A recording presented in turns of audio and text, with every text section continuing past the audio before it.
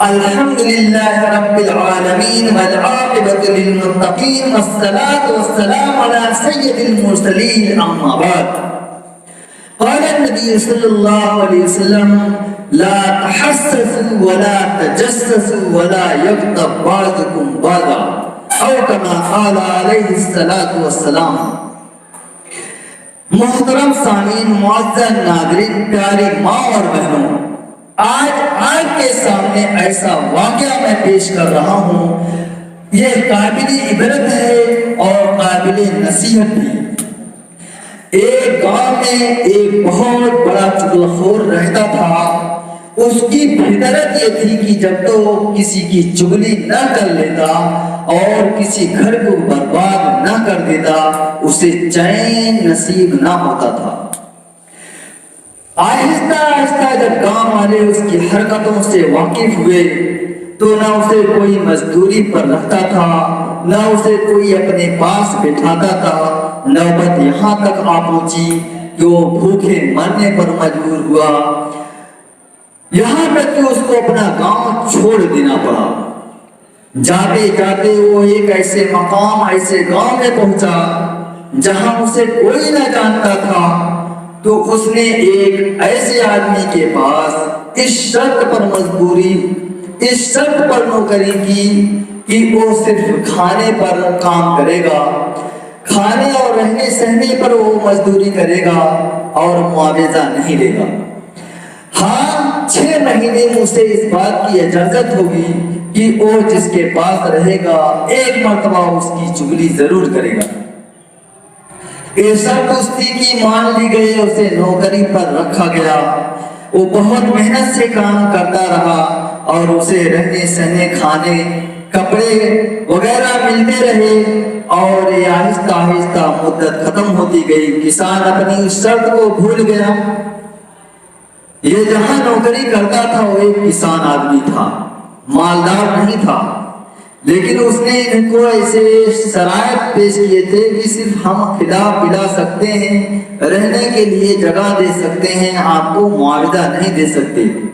تو اس نے منظور کر لیا، لیکن اس نے اپنی شرط رکھی کہ 6 مہینے بعد میں ہمیں ایک چغلی کرنے کی اجازت ہوگی۔ جب یہ 6 مہینہ کی مدت ختم ہونے کی ہوئی تو کسان اپنی شرط بھول گیا تھا۔ اسے یاد تھا، اسے بے چینی تھی کہ کیسے یہ چغلی کرے۔ تو جب یہ مدت ختم ہونے کو ہوئی تو ایک دن کسان اپنے کھیتوں میں چلا گیا اور اس کی بیوی اپنے گھر پہ اکیلی تھی۔ یہ چپکے سے اس کے پاس گیا اور اس سے کہنے لگا: آپ کو معلوم ہے آپ کا شوہر کوڑھی ہو گیا ہے۔ اب بہت بیوی جو تھی بہت حیرت زدہ ہوئی، پریشانی میں مبتلا ہوگی، کہنے لگی: آخر میں تیری اس بات پر کیسے یقین کروں، اور اس کی کیا علامت ہے کہ وہ کوڑھی ہو گیا ہے؟ تو اس نے بتایا کہ کوڑھی کا جسم نمکین ہوتا ہے، جب آپ کے قریب آئے تو اس کے جسم کو چاٹ کر دیکھو تو پتہ چل جائے گا کہ وہ کوڑھی ہے کہ نہیں۔ اگر اس کا جسم نمکین ہے تو اسے کوڑھی کا مرض ہو گیا ہے، اور اگر نمکین نہیں ہے تو ایسا نہیں۔ اب یہاں سے اس کی بیوی کے پاس سے نکلا، کسان کے پاس کھیتوں میں پہنچ گیا۔ اس سے کہتا ہے: جناب آپ کو معلوم ہے؟ اس نے کہا: کیا ہوا؟ کہا کہ آپ کی بیوی تو پاگل ہو گئی ہے، وہ لوگوں کو کاٹنے کو دوڑتی ہے۔ آپ کو یقین نہ ہو تو جب کھانا لے کر آئے گی آپ دیکھ لینا۔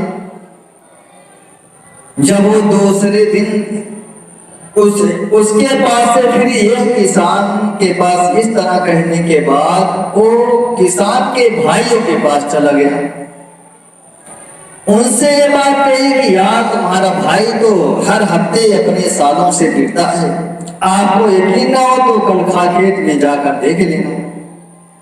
وہاں سے نکلا، اس کے بیوی کے بھائیوں کے پاس پہنچ گیا اور ان لوگوں سے کہا: یار کہ تمہارے بیوی تو تمہارے بہنوئی سے روزانہ پٹتی ہے، اگر آپ کو یقین نہ ہو تو کھیتوں میں جا کر دیکھ لینا۔ اس نے 4 جگہ آگ لگائی اور سب اس کو دیکھنے کے لیے اپنے اپنے گھاٹ کے مقام پر پہنچ گئے۔ ادھر کسان کے بھائی الگ کھیت میں چھپ کر منظر دیکھنے لگے، ادھر ان کے سارے الگ گھاٹ لگا کر اس منظر کا انتظار کرنے لگے۔ جب ایک دوسرے دن اس کی بیوی کھیتوں میں اس کے کھانے کا انتظام کر کے گئی، اچھا اس کو کھانے بھی نہیں کھانے دیا۔ جیسے وہ کھانا کھانے لگا، اس نے سوچا لاؤ اس کے ہاتھ کو چکھ کر دیکھیں۔ اب چونکہ کسان کو پہلے بتایا جا چکا تھا، چغل خور نے کہہ دیا تھا کہ وہ کاٹنے کو دوڑتی ہے، تو وہ پیچھے ہٹ گیا۔ وہ سوچا ہوگا کہیں کاٹنے نہ لگے ہمیں۔ جب وہ پیچھے ہٹ گیا تو یہ اور آگے بڑھی تو اس نے اس کو پیٹنا شروع کر دیا۔ جب کسان اپنی بیووں کو پیٹنا شروع کیا تو اس کے سالے پہنچائے اور اپنے بہنوں کو پیٹنا شروع کر دیا۔